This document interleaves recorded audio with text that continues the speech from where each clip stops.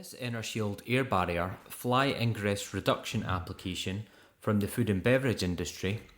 we assessed the effect the air barrier had on fly ingress numbers into this food production area through a loading bay door. To evaluate the effectiveness of the air barrier,